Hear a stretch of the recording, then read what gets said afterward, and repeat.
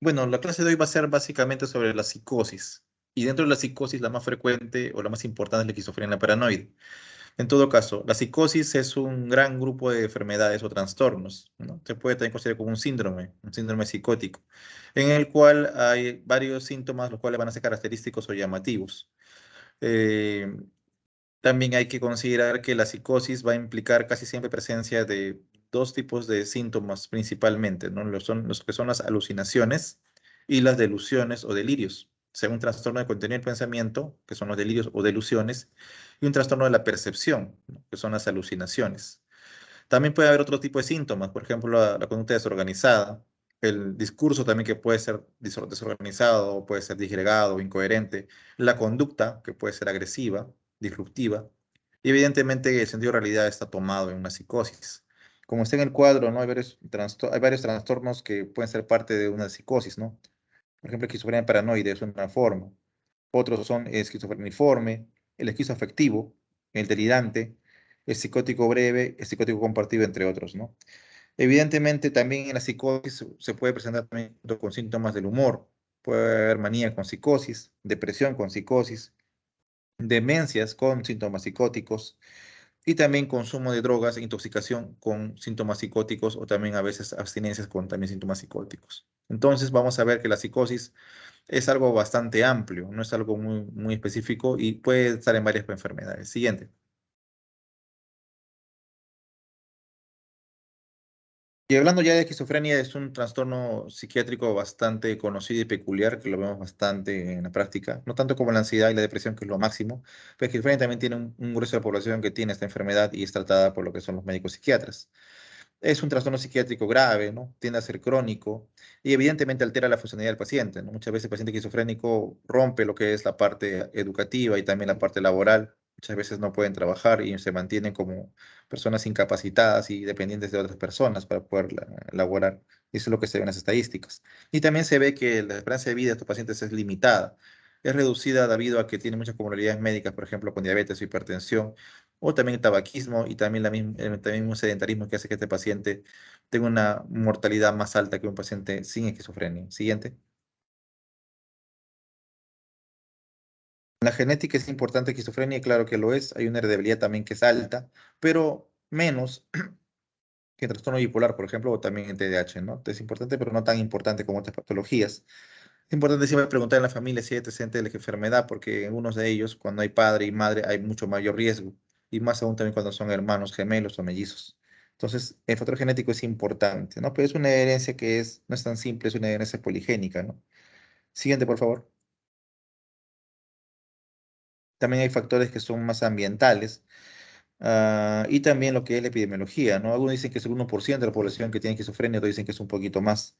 Va a depender mucho de eso. Y también, evidentemente, que hay una mayor incidencia en lo que son hombres que en mujeres, por ejemplo, ¿no? Y la hipótesis más cercana a lo que es la génesis de esquizofrenia es la hipótesis de neurodesarrollo, que vamos a ver a continuación. Siguiente. Entonces, esta hipótesis es bastante difundida en cuanto a la esquizofrenia y nos habla de que el desarrollo neurológico se ve alterado desde las primeras etapas en este paciente con esquizofrenia. Estas sinapsis no están bien llevadas, son aberrantes y puede hacer que cuando se ocurre la poda neuronal en la adolescencia, se corten unos circuitos y haga que el paciente presente síntomas positivos o negativos. Entonces, esta alteración se vendría desde la gestación, las alteraciones a nivel de neurodesarrollo, y estarían relacionados con lo que es estrés materno, enfermedades maternas, tanto físicas como psiquiátricas, infecciones, ¿no? Prenatales, falta de vitaminas o consumo de tóxicos, por ejemplo, ¿no? Y también pueden que ver también con el parto, ¿no? Algunos partos que pueden ser complicados o difíciles o alguna anoxia que puede surgir y te puede generar riesgo a que desarrollen la enfermedad. Y también otros eventos sería pues la diversidad infantil, la inmigración, todo tipo de factor psicosocial que puede generar que el niño no tenga un desarrollo adecuado, puede ser que la enfermedad se presente, ¿no? También se ha visto, ¿no? Algunos factores estacionales, ¿no? Que estarían relacionados con infecciones víricas. Y también se ha visto asociado con lo que son padres excesivamente mayores, ¿no? Igual que sucede también en el autismo, ¿no? También otro factor que se ha visto mucho es el consumo de cannabis, ¿no? En personas que son susceptibles a lo que es la esquizofrenia, el consumo del cannabis puede ser un detonante para que el paciente pase a un cuadro psicótico tipo esquizofrénico. Siguiente, por favor. Siguiente. En este caso hay varios neurotransmisores que están relacionados con lo que es la enfermedad. El principal, el más estudiado es la dopamina, ¿no? La dopamina tiene varios receptores y tiene varias vías. Se dicen que son cuatro vías principales de la dopamina y cada una de ellas está involucrada con un aspecto del cuadro psicótico. Siguiente. Por ejemplo, en lo que es la vía mesolímbica hay una relación marcada con síntomas positivos, es decir, con las alucinaciones y las delusiones. Entonces, esta vía mesolímbica estaría hiperactiva. Habría demasiada dopamina en esta vía y haría que el paciente alucine y que tenga ideas que son erróneas, no ideas delirantes. Siguiente, por favor. En la vía mesocortical estaríamos asociada con síntomas negativos de la enfermedad. Entonces, en estas vías habría una dopamina en disminución. Habría poca cantidad de dopamina y se habría poca estimulación de esas áreas. Por lo tanto, vemos que hay una variación a nivel regional o zonal. En un área estaría incrementada la dopamina y en otra área estaría baja la dopamina. Por lo tanto, no es tan simple simplemente con bloquear el receptor, sino tendríamos que buscar una especie de agonismo parcial para que donde falte haya más y donde esté en exceso se retire. Entonces vemos que esta vía mesocortical está ligada más que todo a síntomas negativos de la enfermedad. Siguiente. Síntomas negativos de la enfermedad, ya vamos a hablar acerca de ellos, síntomas cognitivos, también negativos, afecto aplanado y entre otros están relacionados con una función deficitaria de dopamina. Siguiente. Y esta vía, la nigroestriatal, está relacionada con los CEPS, que son los síntomas extrapiramidales, ¿no? En relación a este tipo de alteraciones, el bloqueo de esta tendría alterado y daría por consiguiente la presencia de síntomas epidemiales tales como el parkinsonismo, la distonía aguda, lo que es la caticia y la cinesia tardía, ¿no? Entonces, este bloqueo de dos nos daría ese tipo de síntomas piramidales, más que todo relacionados a los antipsicóticos típicos. Siguiente. Esta vía tuberinfundibular está relacionada con lo que es la parte hormonal, lo que es la prolactina. Entonces, si usamos un antipsicótico que afecta esta vía, vamos a notar que el paciente puede tener incremento de prolactina y esto puede generar algunos síntomas como galactorrea, amenorrea, disminución de libido, entre otros, ¿no? Entonces, por ejemplo, la risperidona, cuando damos a un paciente, puede alterar esta vía tuberinfundibular y puede ser que el paciente haga hiperprolactinemia y tenga síntomas relacionados con lo mismo. Siguiente. Otro neurotransmisor importante es el glutamato. Si bien es cierto, no hay ningún fármaco que actúe a nivel de glutamato que sea usado para psicosis, es una teoría interesante y es algo que también se está planteando, ¿no? El rol de algunos receptores del glutamato alterados, como el receptor NMDA, por ejemplo, que estaría vinculado a síntomas psicóticos, ¿no? Hay modelos de, por ejemplo, el modelo de la fenciclidina, en el cual usando este tipo de medicamento o este tipo de droga, se puede recrear un cuadro psicótico exactamente igual a uno no creado por fármacos. Entonces se ve que hay una función alterada de un receptor de glutamato, que es el receptor NMDA. Siguiente, por favor. Entonces había alteraciones del receptor de NMDA que generarían síntomas positivos y negativos de la enfermedad. Este cuadro es del ESTAL, ¿no? Más o menos explica cómo funcionan estos receptores del NMDA, a qué está ligado y todo ello. Siguiente. Entonces ahí te explico un poco de cómo va la señal glutamatérgica, ¿no? Con los receptores AMPA y NMDA que también están bien vinculados. Y faltaría el receptor cainato ahí. Siguiente.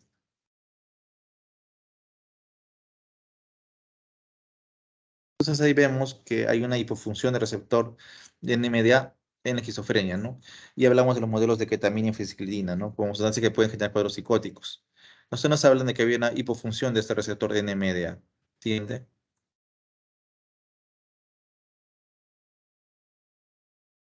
Bueno, acá un poco más hablan acerca de este tipo de transmisión glutamatérgica y la hipótesis glutamatérgica de la enfermedad. Siguiente. Entonces, acá habla que la hipofunción de este receptor daría síntomas positivos, ¿no? Entonces, tenemos una situación más que nos indicaría síntomas positivos de la enfermedad, no solamente la dopamina, sino también el glutamato. Siguiente. Igual acá explica un poco la hipofunción del receptor NMDA y los síntomas positivos de esquizofrenia. Siguiente. Y también esta refusión se relaciona también con sistemas negativos, o sea, con ambos, esta hipofunción del NMDA. Siguiente, por favor. Aparte de esos neurotransmisores que hemos hablado, dopamina y glutamato, tenemos también serotonina. Hay drogas alucinógenas que actúan solamente sobre serotonina y causan síntomas psicóticos muy parecidos a la enfermedad de esquizofrenia. Por eso también se postula que hay algunos fármacos que estén relacionados con este neurotransmisor y que serían importantes para el manejo de la patología. Por ejemplo, vemos a los atípicos, tienen unión no solamente de dopamina, sino también de serotonina. Entonces hay bloqueo también de receptores serotonínicos involucrados en lo que es la génesis de la patología, de la psicosis. Siguiente. Y aquí habrán así con unas moléculas como el ácido quinurénico, que está relacionado con lo que es psicosis y también depresión. Siguiente, por favor. Entonces acá veremos un poquito más acerca de eso, ¿no? Que hay fármacos que actúan como bloqueantes solamente de receptor D2, más que todo relacionados a lo que son los típicos, y hay fármacos que actúan tanto sobre el receptor D2 o D1 y también receptores de serotonina, como el 5-HT. Entonces serían los atípicos, que actúan sobre ambos tipos de receptores, ¿no? Y también mencionan acá la clozapina, ¿no? Que fue el primer antipsicótico atípico de segunda generación y el que es utilizado ampliamente ahora para casos de refractariedad. Si hay un caso de esquizofrenia refractaria, o sea que no responde bien a dos esquemas de tratamiento consecutivos y a dosis plenas, lo que tocaría es darle clozapina, que es un medicamento muy bueno para refractarios. El problema sería pues la parte hematológica nada más, ¿no? Ahora, aripiprazol es un medicamento que algunos llaman de tercera generación o tercera línea, porque no es un bloqueante de D2 nada más, o un bloqueante del receptor 5HT2, sino es un fármaco que actúa como un agonista parcial. Es decir, que donde falta, pone más dopamina y donde tenga exceso lo retira. Teóricamente sucede eso en el cuerpo. Pero la eficacia de ipiprozol es regular, ¿no? Hay fármacos que son mucho más eficaces que el ipiprozol. Pero igual es un interesante mecanismo de acción con este medicamento, ¿no? Siguiente, por favor. Entonces, para que cause esquizofrenia tiene que haber ambos factores, ¿no? Naturaleza y lo que es la crianza. Genes y también algunos factores que se pueden estresar al niño recién nacido o en infancia temprana. Siguiente. Bueno, aquí vemos lo que aparte parte genética, ¿no? Que hablamos en un momento que era una herencia poligénica, que no solamente es un solo gen, sino son varios, que se juntan y lo que son la presencia de síntomas. Siguiente. Bueno, acá vemos que todos estos factores, tanto genéticos como epigenéticos, evidentemente hay algunos factores contextuales o de ambiente que pueden generar la enfermedad, aparte de los genes, ¿no? Consumo de sustancias, traumatismos, infecciones en la gestación, o si no, problemas en parto, pueden generar sobre un individuo susceptible la enfermedad de esquizofrenia paranoide. Siguiente. Acá ponen los genes relacionados con lo que es alteración en esta psicosis, ¿no? Genes relacionados con la dopamina y glutamato, por decir algunos de ellos, ¿no? Y otro tipo de genes relacionados con otras proteínas. Siguiente.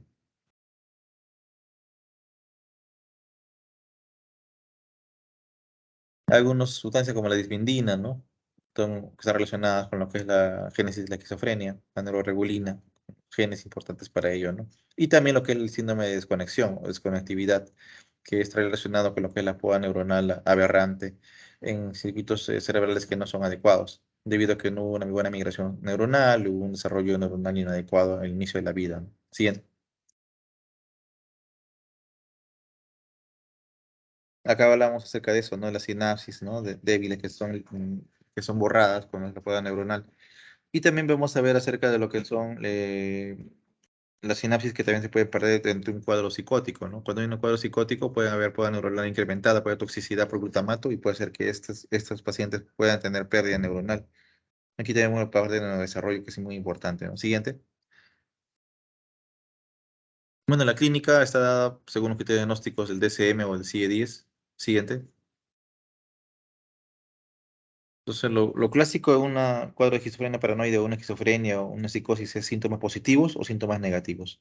Positivos, alucinaciones y delusiones. Alucinaciones mayormente de tipo auditivo y los delirios pueden ser múltiples, pero preferentemente de daño de referencia y persecución. Síntomas negativos, evidentemente, lo que es la bulia, la hipobulia, el discurso que es bastante limitado, corto, poco espontáneo, y la parte de retraimiento social, ¿no? La poca sociabilidad del paciente con esquizofrenia. Y también vamos a ver a largo plazo un problema cognitivo, ya cuando el paciente es crónico ya. Aparte de ello, hay que entender que los negativos y cognitivos son síntomas crónicos y más agudos son los síntomas positivos. Sin embargo, los síntomas positivos son los que más fácilmente pueden quizá remitir, a diferencia de los cognitivos y negativos son más difíciles de que el paciente pues, se recupere y tienden a ser más crónicos, como dije hace un momento. Siguiente. Bueno, el primer episodio de psicosis puede ocurrir en la adolescencia por lo general. Si hablamos de un cuadro clásico, la enfermedad inicia en la adolescencia. en la adolescencia media o tardía o la adultez temprana, es lo más característico, ¿no? Es raro que un paciente empiece la enfermedad a los 40 años o 30 años, casi siempre se presenta en esas etapas tempranas de la vida, ¿no? Y en algunos casos, evidentemente, van a haber deficiencias no premórbidas en la cognición, funcionamiento social, y esto puede generarnos también algún tipo de dificultades. Hay a veces también síntomas blandos de la enfermedad, o sea, no siempre empiezan con síntomas positivos, sino a veces con síntomas negativos o con cuadros pseudodepresivos, y a largo tiempo se va a ver que empiezan a aparecer las alucinaciones, que es lo característico de esa enfermedad. Siguiente.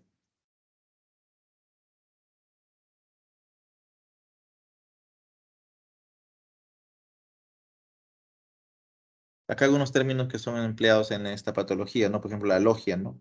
Es la parte de la comunicación que es alterada, ¿no? Restricción de lo que es el discurso. El afecto aplanado, también son síntomas negativos. Aislamiento social, ¿no? La poca sociabilidad, no tienen amigos, etcétera. La anedonia, ¿no? Que es un síntoma también que se da en la depresión. La bulia, que también se da en la depresión. Y todos ellos son síntomas negativos de la enfermedad. Siguiente. Entonces hay síntomas positivos y negativos, pero otros autores han reseñado más tipos de síntomas, ¿no? Síntomas cognitivos, síntomas agresivos, entre otros, ¿no? Siguiente. Igual, acá los circuitos cerebrales de la dopamina y su relación con síntomas de la enfermedad, mesolímbico positivos, mesocortical negativos, la corteza prefrontal dorsolateral cognitivos y la órbita frontal y amígdala con la parte de agresividad. Siguiente.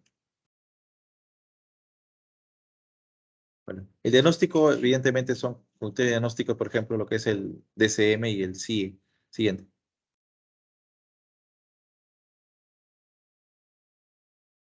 Entonces hay que diferenciar lo que es la esquizofrenia como un tipo de psicosis, por ejemplo, de lo que es el trastorno bipolar, el esquizoafectivo, o el delirante persistente, por ejemplo, puede ser, o una demencia con psicosis. Entonces hay que diferenciar bien eso con lo otro. Y eso tiene que ver con los síntomas del paciente y también la edad de presentación, también muchas veces, ¿no? Siguiente.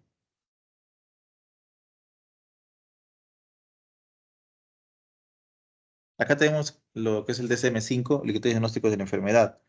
Por ejemplo, acá hablan de la disminución del nivel de funcionalidad por un tiempo prolongado, pero la parte A es lo que me interesa más, ¿no? La parte A en la cual habla de las ideas delirantes, ¿no? Que son creencias falsas, mayormente pues de daño de persecución o de referencia. Las alucinaciones como un criterio importante, ¿no?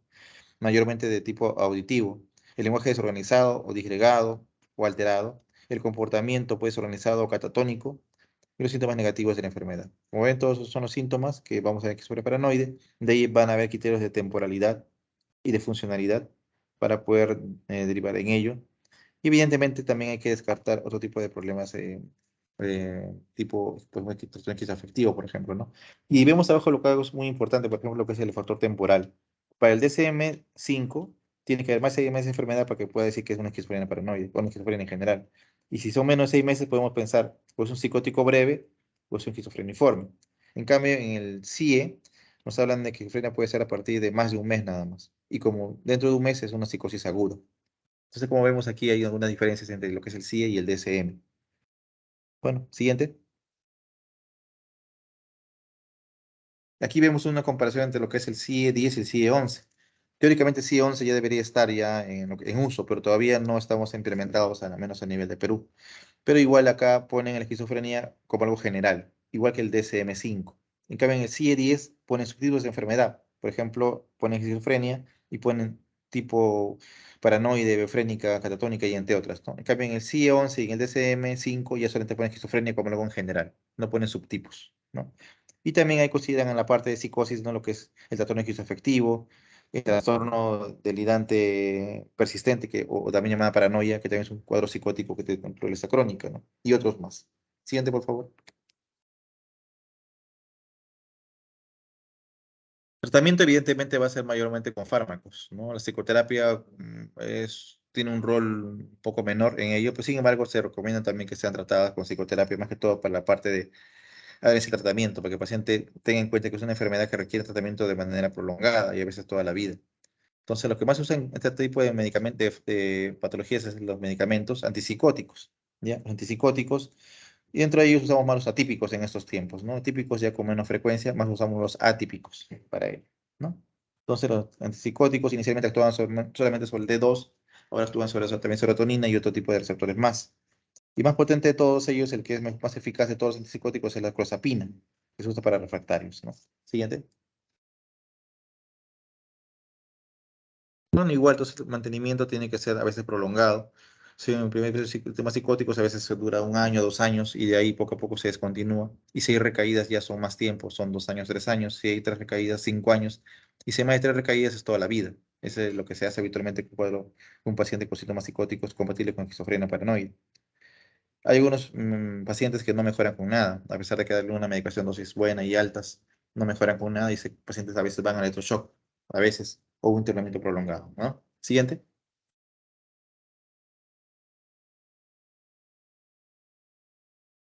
Bueno, que son antipsicóticos, indicaciones.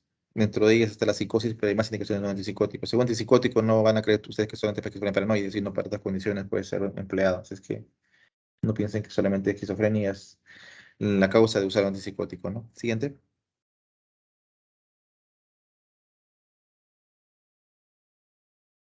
Bueno, acá son los típicos, ¿no? Tenemos haloperidol, clorpromazina, por ejemplo, trifluoperacina, sulpiride, flunitrazina. Dosis habituales y dosis máximas, ¿no? La idea es dar dosis bajas o moderadas para un paciente que tome un típico o un atípico para que no haya efectos colaterales importantes, ¿no? En este caso sería señalar el haloperidol como un antipsicótico típico muy usado, ya que tiene también presentación en ampollas, en tabletas, en todo tipo, ¿no? En gotas. Sigue, por favor. Los atípicos son los medicamentos más usados últimamente. Lo que se usa más o menos en Perú es la risperidona, que es el más barato de todos los atípicos. Pero en Estados Unidos, por ejemplo, usan más la quetiapina. También es un antipsicótico bastante eficaz. Otros medicamentos que se usan mucho es la olanzapina, por ejemplo, el aripiprazol, que tiene un mejor perfil metabólico que todos los demás previos, y la clozapina al final, cuando todo ha fracasado, ¿no? Siguiente. También equivalencias entre fármacos, tanto típicos como atípicos. Vemos que el aripiprazol es uno de los más potentes. Sería en realidad el más potente el haloperidol o la risperidona, que tiene un valor de 2. Y los más débiles serían pues, el leo y la clorpromazina, que tiene un valor de 100. Siguiente. Y también hay presentaciones múltiples, ¿no? Tabletas, dispersables, lo que son ampollas, apoyo de depósito sublinguales, entre otros, que el paciente tiene que ver cuál es que más le acomoda a su caso en especial, ¿no? Siguiente. Igual, presentaciones diferentes, ¿no? De lo que es el ampollas, tabletas, suspensión, entre otras. Y acá figura lo que dice la guía NICE, ¿no? O sea, que tiene que ver también una terapia cognitivo-conductual a paciente psicótico. A pesar de que la psicosis responda mejor a los fármacos que la psicoterapia, igual es bueno darles un tipo de consejería o una escucha activa para que el paciente también no se pueda deprimir, dado el diagnóstico, ¿no? Que muchas veces es crónico. Siguiente. El pronóstico es bastante variable, va a depender mucho de muchos factores, por ejemplo, sexo, la edad de aparición de la enfermedad. Si aparece muy temprano, evidentemente el pronóstico va a ser muy malo. También va a depender del soporte familiar, el uso de los medicamentos de forma regular o irregular, depende mucho de eso. Y unos factores más que pueden involucrarse en que el paciente se pueda recuperar después de un primer episodio esquizofrénico o de repente puede ir a la cronicidad con un deterioro gradual. Siguiente. Ahora, hay que hablar un poco de lo que es el trastorno esquizoafectivo. La diferencia básicamente es que en esquizoafectivo, junto con la psicosis, va a haber un cuadro de manía, o un cuadro de depresión, o un cuadro mixto, pero es simultáneo. En cambio, en la psicosis solamente hay un cuadro netamente de síntomas psicóticos, nada más, sin ningún trastorno del humor, prácticamente. Ahora, el otro trastorno para descartar sería el trastorno delirante persistente, o paranoia, en el cual solamente hay pensamiento delirante, pero no hay alucinaciones. Y el paciente puede ser un poco funcional. Entonces, en este caso, no hay alucinaciones, entraría como un delirante persistente o paranoia. Si hubiera alucinaciones y delusiones, ya sería como esquizofrenia. Otro tipo de psicosis, psicosis aguda, cuando dura menos de 30 días según el CIE. Psicosis dentro de la enfermedad de Alzheimer también se puede presentar, ¿no? Pero es una enfermedad de Alzheimer con síntomas psicóticos o depresiones psicóticas en el cual el paciente escucha voces que le dicen que se mate o de repente piensa de que la gente pues habla mal de él porque está delusivo, pero dentro de un contexto de una depresión, entonces es diferente también. Eh, Más allá de eso, es lo que tenemos que ver como una diferencial de la esquizofrenia. Pero eso es lo que ustedes tienen que saber, ¿no? Un paciente que generalmente debuta en adolescencia media, tardía o adultez temprana, con síntomas positivos por lo general, alucinaciones y delusiones, aunque al inicio también puede haber síntomas prodrómicos como síntomas negativos, como una especie de depresión del paciente, ¿no? Que se retrae, que no sale, que no se baña. Y al tiempo va a presentar síntomas positivos que va a ser donde van a diagnosticar la enfermedad cualquier médico, ¿no? Porque eso es algo obvio. El tratamiento tiende a ser largo, de largo plazo. Por lo general, cuando hay un inicio de un primer episodio, se suele dar 1 o 2 años continuos y luego se va poco a poco retirando, pero con controles post-retiro de medicamentos. A veces la enfermedad no se vuelve a presentar hasta muchos años después, pero en ocasiones, después que se deja de tomar los medicamentos, puede haber recaídas. El tratamiento por lo general es prolongado. Hay que ver mucho la parte también metabólica con lo que está relacionado con los síntomas de unos fármacos antipsicóticos atípicos.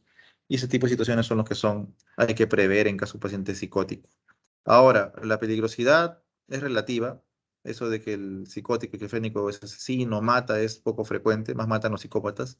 Pero evidentemente, si es que hay cuadros alucinatorios y lo ordenan hacer cosas, el paciente puede desesperarse y puede de repente hacer lo que dicen las voces, ¿no? Entonces siempre hay que tener mucha precaución con ello. Bueno, sería un resumen de la clase, de que ya tienen ustedes en la mano, así que pueden leerlo. Ahí está todo lo demás. Muchos gráficos son del STAL, que es un fármaco, un libro interesante de psicofarmacología. Y algunas cosas también son del DSM-5 o del CIE-10 o el CIE-11, que también puede encontrar lo que son aparte de los síntomas. Hay una pregunta acerca del tema de psicosis.